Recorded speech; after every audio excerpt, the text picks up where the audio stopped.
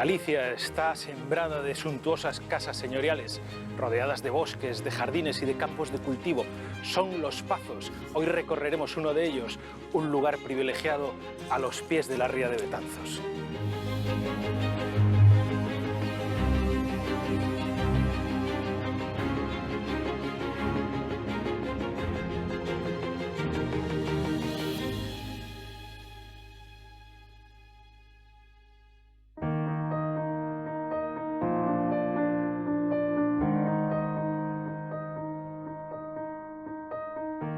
A mediados del siglo XV, Gómez Pérez das Mariñas, noble caballero de la corte del rey Juan II de Castilla, ordenó construir en tierras de su señorío una defensa.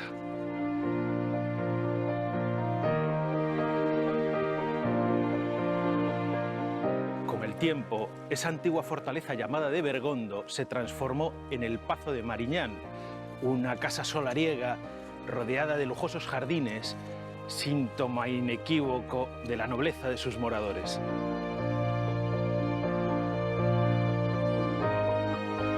¿Cómo pueden la piedra y los jardines revelarnos la historia de un lugar?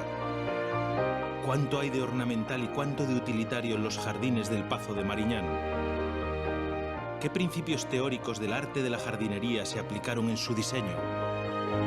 Hoy pasearemos por el Pazo de Mariñán, entre sus esculturas de granito y sus camelias, un viaje para los sentidos a través de la historia del pueblo gallego.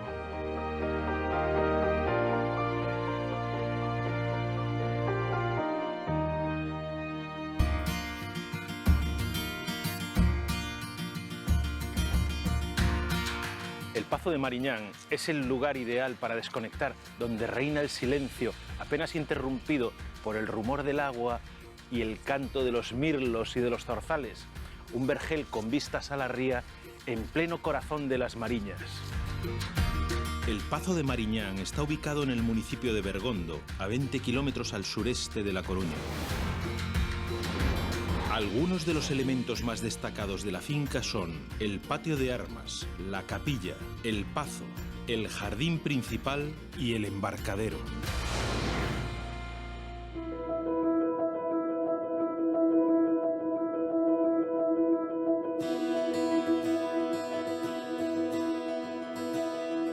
En los pazos gallegos existe la simbiosis perfecta entre lo pétreo y lo vegetal. Bosques, jardines y zonas de cultivo están valladas por robustos muros de piedra. Son un auténtico símbolo de poder.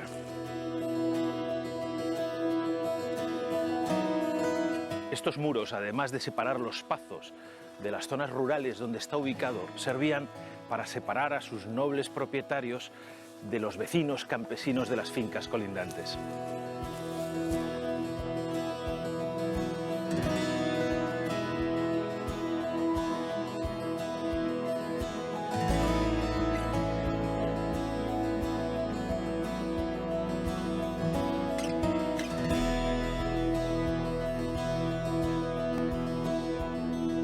El patio de armas del Pazo de Mariñán es un claro ejemplo de equilibrio entre arquitectura y botánica. Se trata de una avenida rectangular empedrada que comienza en el portalón de acceso y llega hasta la fachada principal, donde se ensancha formando una plazoleta.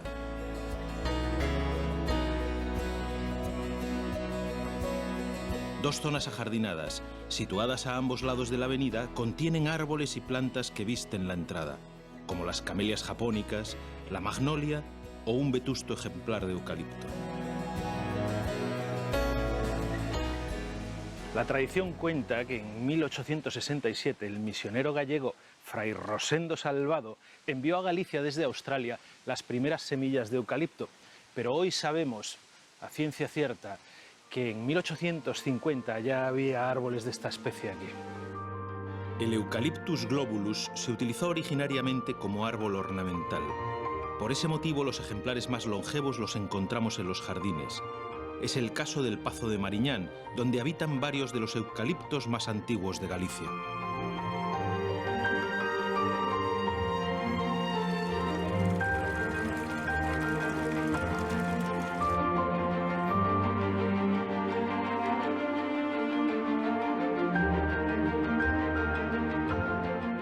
paso del tiempo, la antigua fortaleza de Bergondo se transformó en una finca de recreo, un lugar para el descanso que alojó a algunas de las principales familias y linajes gallegos. El Pazo de Mariñán pasó durante 5 siglos de padres a hijos o a otros familiares cercanos cuando los propietarios morían sin descendencia. Así llegó a manos de Joaquina Josefa de Oca, que se convirtió en señora de Bergondo y junto a su marido, el cuarto marqués de Mos, vivió la época de mayor esplendor del Pazo, durante la segunda mitad del siglo XVIII.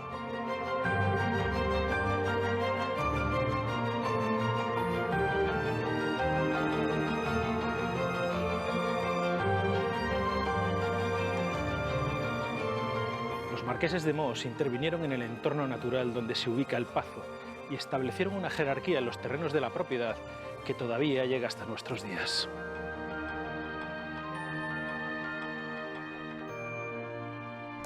Mediante desmonte se establecen 3 niveles, uno superior donde se sitúa el edificio principal, uno intermedio donde está el jardín y uno inferior donde se extendían los campos de cultivo que llegan hasta la ría.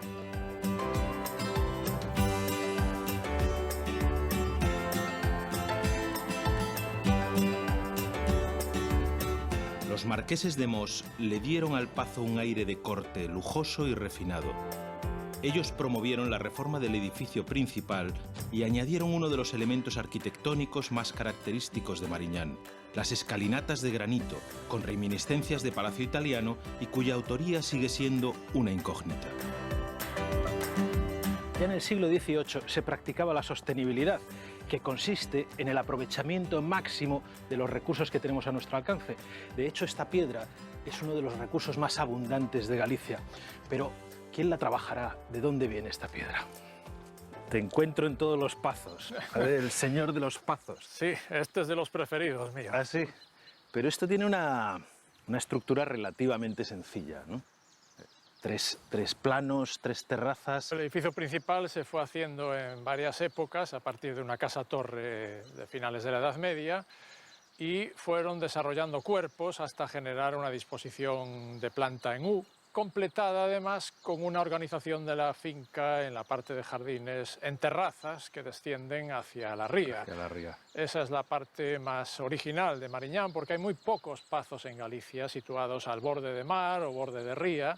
Este es uno de ellos y además tiene una disposición muy inteligente para aprovechar la orientación, el soleamiento, las condiciones naturales del terreno, todo según las lecciones aprendidas de la mejor jardinería italiana y francesa. Tanto busto, tanta escultura. ¿Quiénes son estos personajes? Cuéntanos. Están el mayordomo, están el administrador y sobre todo están los señores.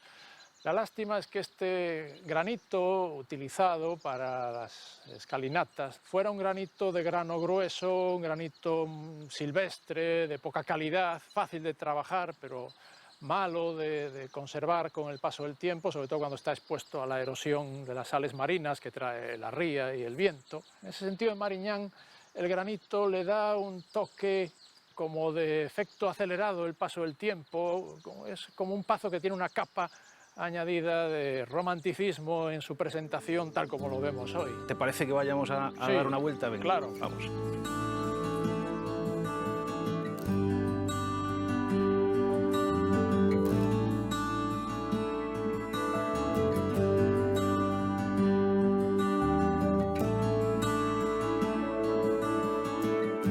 La escalinata nos deja justo en el punto central del parterre del 18, ¿no? En el eje. Pero nos van acompañando por el camino los bustos, las esculturas ¿cuáles son los señores? Pues aquí están, ahí arriba, los marqueses de Mos, doña Joaquina Josefa de Oca y don Benito Fernando Correa, que son los protagonistas del Pazo en su momento de mayor esplendor, y están ahí retratados, cosa bastante infrecuente, disfrutando de las vistas no solo a la ría, sino sobre todo al magnífico tapete vegetal que fue el parterre que ellos promovieron y donde están además recortados en el boj los escudos respectivos del señor y de la señora y 2 inscripciones que aluden a sus valores personales. Una ponía claramente virtud y la otra honor. Esta escalera me encanta porque además está muy relacionada con el agua, que esto es muy gallego, ¿no? Agua, piedra y naturaleza son los tres componentes claves del Jardín de los Pazos de Galicia, y el protagonismo del agua en este caso recorre toda la escalinata de bajada al jardín, puesto que va asomando, va apareciendo en diferentes surtidores, en diferentes figuras. Ofreciéndonos agua, ¿no? Ofreciendo el agua y ofreciendo el sonido del agua, que es muy importante en los jardines, porque hoy en día se ha perdido ese circuito, pero la caída del agua provocaba un murmullo que acompañaba los olores y los colores del jardín en todas las épocas. ¿Qué fue antes, la escalera o el jardín? Debieron ser obras paralelas en los años 80 del siglo XVIII, y es efectivamente muy sintomático que a donde miran los marqueses de Mos es hacia este espacio más privado, de disfrute, de uso familiar o de recepción para los amigos más íntimos. Si miran tanto es que algo tendrán.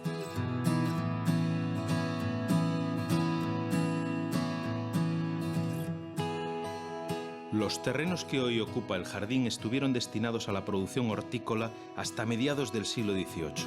Pero no solo tenían una finalidad productiva, se trataba de un modelo mixto de jardín en el que convivían especies ornamentales con plantaciones que proveían de legumbres, frutas y hortalizas a los señores del Pazo. En las últimas décadas del siglo XVIII, este jardín mixto fue remodelado y transformado en jardín de placer. El jardín del Pazo de Mariñán es un espacio de planta rectangular ligeramente inclinado hacia la ría, dividido en tres partes bien diferenciadas. El parterre ocupa la posición central y su trazado, ordenado y simétrico, está inspirado en los principios del jardín barroco francés. A ambos lados del parterre encontramos sendos jardines pintorescos más umbríos y que destacan por la singularidad de algunos de los ejemplares vegetales que albergan.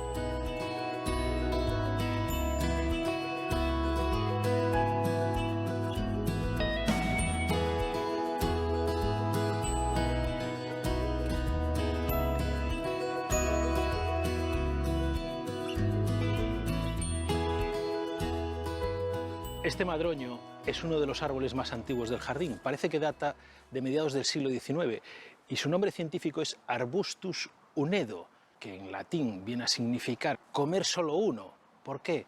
Porque dicen que el fruto, cuando alcanza la madurez, es capaz de contener hasta un 10% de alcohol. Pero bueno, yo dudo un poco que comer solo uno sea suficiente, tal vez 2, 3...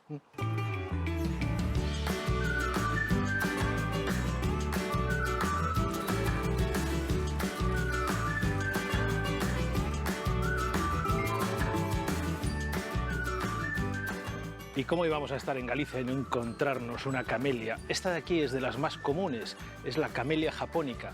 Procede de Asia Oriental y es una planta leñosa traída aquí por los marineros y los misioneros portugueses que viajaban a Asia.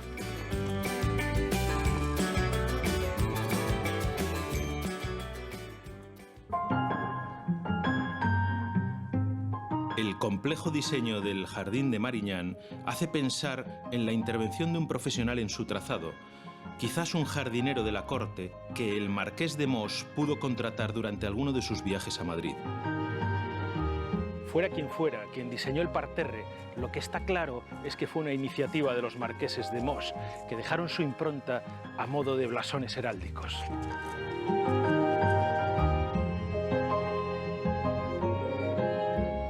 En la novela Los Pazos de Ulloa, de la ilustre novelista gallega Emilia Pardo Bazán, la autora cuenta así la decadencia del Jardín del Pazo. Las armas de la casa, trazadas con mirto en el suelo, eran ahora intrincado matorral de bojes, y sin embargo persistía en la confusa masa no sé qué aire de cosa plantada adrede y con arte. No hay duda de que los jardines de Mariñán han corrido mejor suerte que los imaginarios Pazos de Ulloa. Aquí todavía se conservan algunos trazos originales de este escudo de Benito Fernando Correa, cuarto marqués de Mos. El boj con el que está dibujado el parterre es la especie ideal para este tipo de trabajos, pues su lento crecimiento permite una única poda anual. De esta manera se han podido mantener las líneas básicas del jardín durante más de 2 siglos. Hoy comparten la tierra con los parterres de boj otras especies plantadas con posterioridad, como estas palmeras datileras, esos palmitos, unos arrayanes preciosos, pero sobre todo esta tuya gigante.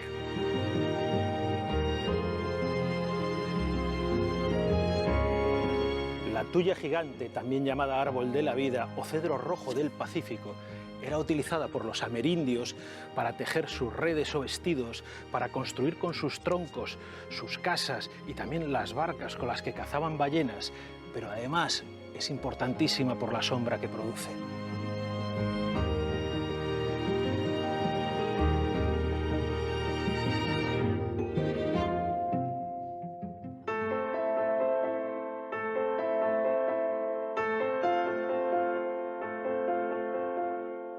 La hidalguía le viene al hombre por su linaje, pero no siempre es sinónimo de riqueza.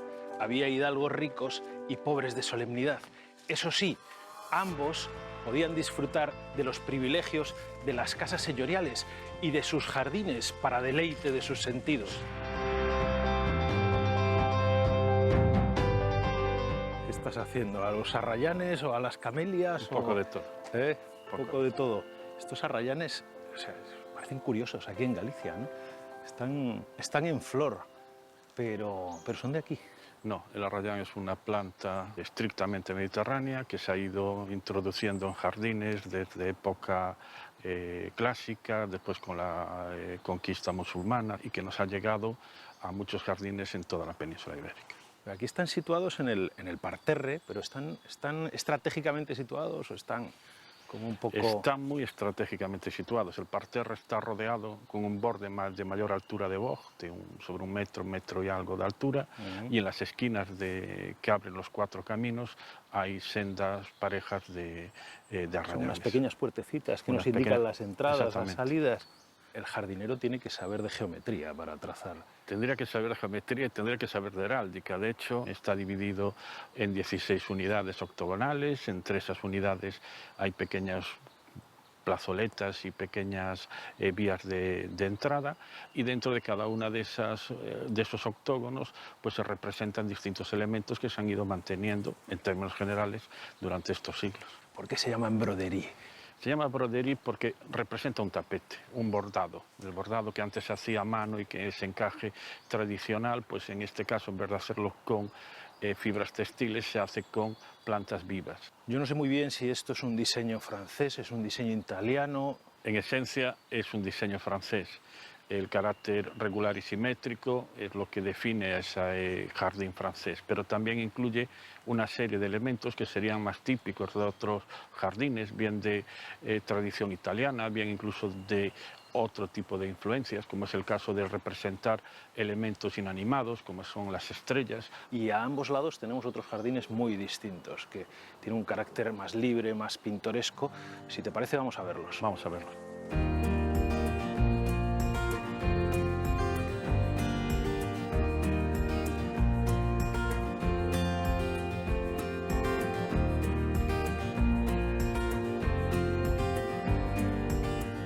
Estamos en una de las dos zonas más paisajísticas. Hemos entrado en un jardín de carácter natural, de carácter romántico, donde se busca un mayor contacto entre la gente que lo visita y esa naturaleza viva.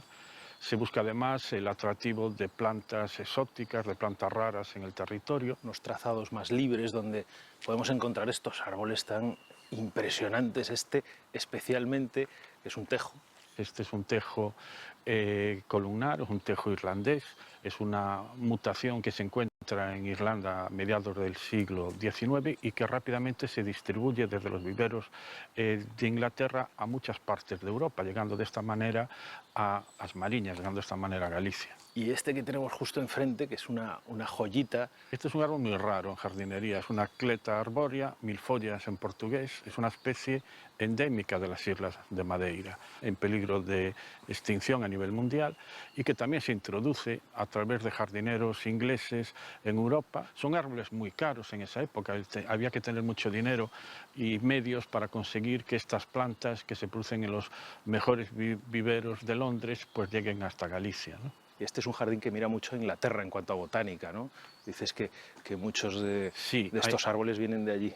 Hay muchas especies que se han aclimatado en Inglaterra, que se han establecido por primera vez en listas de jardineros ingleses y que a los pocos años de aparecer en esas listas ya vemos que podrían estar presentes aquí en Mariñán.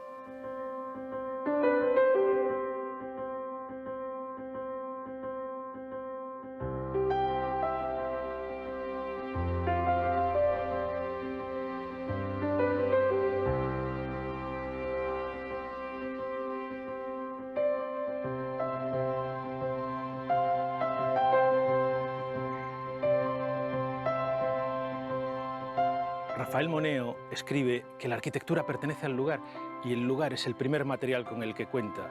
La naturaleza expectante a que la arquitectura se exprese. Y en el caso del Pazo de Mariñán, el lugar es un material único.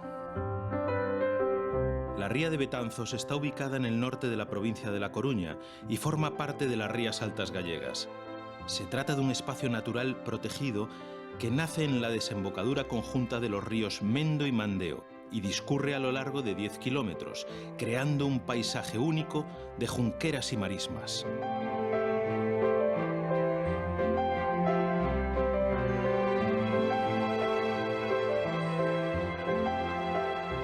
El entorno es impresionante, pero es que además está tratado con especial sensibilidad. Fijaos en esta planta de aquí tan exuberante y tan gallega, por cierto, son las hortensias. Sus flores tienen colores muy distintos y esto se debe a la composición del agua, pero también a su orientación. Es una planta que se da muy bien en zonas templadas como esta.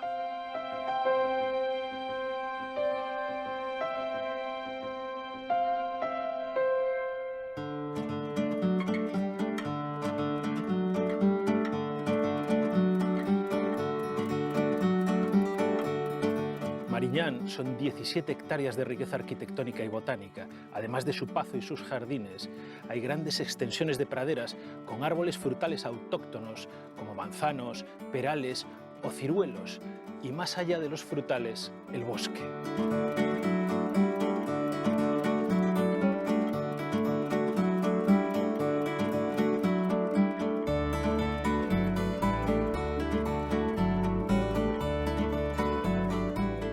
Este paseo, al que llaman el Balcón de la Ría, nos conduce hasta el bosque, pero antes tenemos una parada obligatoria, el embarcadero.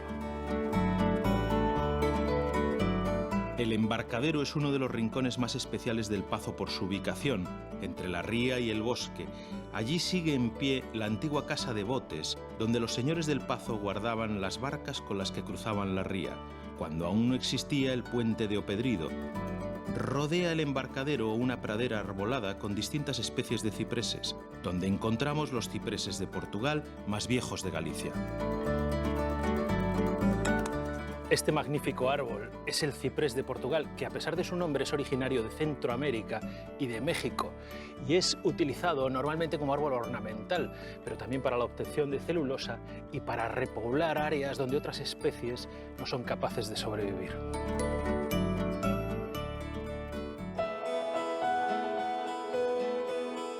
Una fraga es un bosque primario salvaje donde apenas ha intervenido el hombre. Un tapiz de vida apretado contra las arrugas de la tierra, que diría el escritor coruñés Venceslao Fernández Flórez. Él inmortalizó la fraga de Cecebre a escasos 13 kilómetros del Pazo de Mariñán en su popular novela El bosque animado. El bosque de Mariñán, aunque no es una fraga, tiene su encanto. En su día aquí había unas carballeiras, que son los robledales gallegos. Hoy solo encontramos algunos pequeños robles, eso sí, unos laureles importantes y alguna conífera junto a la ría, al lado del paseo.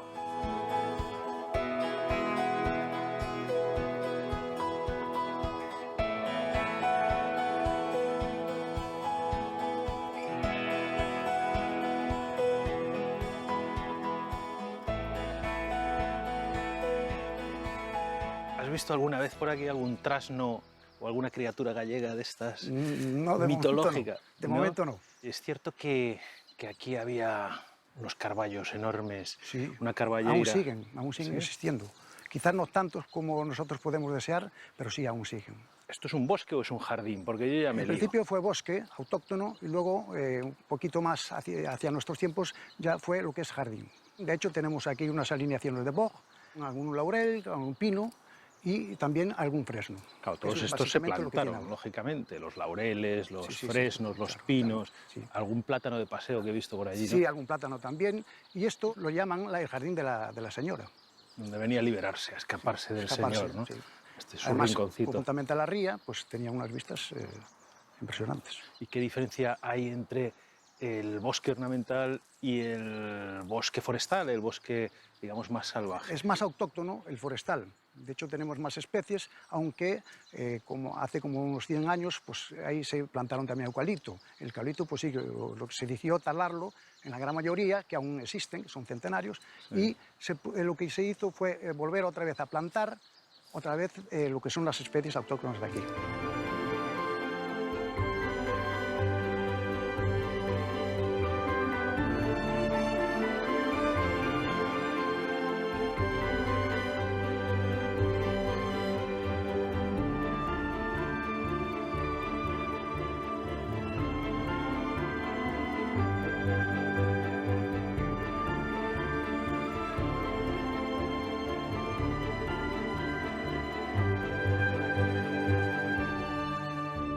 Entonces este es el Paseo de la Señora. Efectivamente, este es el Paseo de la Señora, desde el embarcadero hasta la zona del bosque. Y hay otro sendero más chiquitín, encima de este talud. Este es un poquito más oculto, ¿no? Más Yo creo oculto, que para sí, ir un un poquito poco más reservado. reservado, este está más abierto, mirando a la ría. Ahí está. ¿Qué relación tenía el bosque con el Pazo? ¿Qué vínculos existían? Aparte de estos paseos, Un pazo que tenga un bosque, pues estamos hablando que te da una más buena importante. imagen. Y luego aprovechamiento.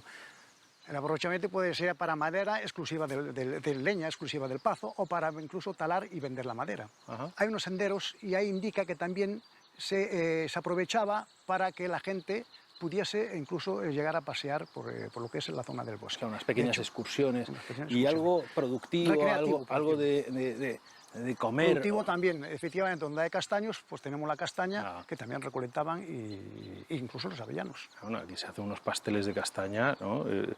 Increíbles. Sí, sí, sí, se aprovechaba todo, ¿no? En la Carballera, que tenemos un poquito más hacia el norte, Sí. ahí lo que se hacía básicamente serían fiestas y romerías. De hecho, montaban unas mesas de madera larguísimas con unos bancos y un palco de madera, y ahí es donde pues actuaban, cantaban, hacían un poquito de Se todo. comían la sardiñada con el pan de brona, lo que fuera, con su vino y con los su todo. cachelos, Sí, ¿no? sí, con todo, sí, sí, sí, lo normal, sería lo normal. Lo normal. Bueno, ¿y quién fue el último señor del Pazo? Don Gerardo Bermúdez de Castro y Suárez de Deza, Toma ya. señor de Láncara, y de hecho el Pazo pues le llamaban Pazo de Láncara. Falleció en 1936. Y prácticamente el Pazo se conserva, Sí, sí. igual. El desde propietario entonces. donó eso, lo legó a la Diputación de La Coruña, y aquí está la Diputación de La Coruña. Muy bien, vamos a seguir paseando por el Paseo de la Señora.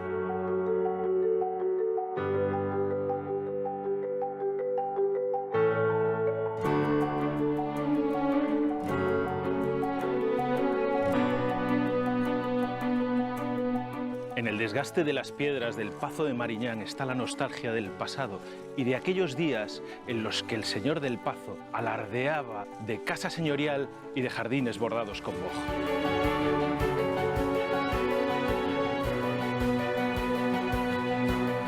Ya no hace falta ser hidalgo para disfrutar de Mariñán, basta con llegar a estas tierras gallegas y respirar el aire puro con olor a resina que ahuyenta las meigas, porque aunque yo no crea en ellas, a ver las haylas.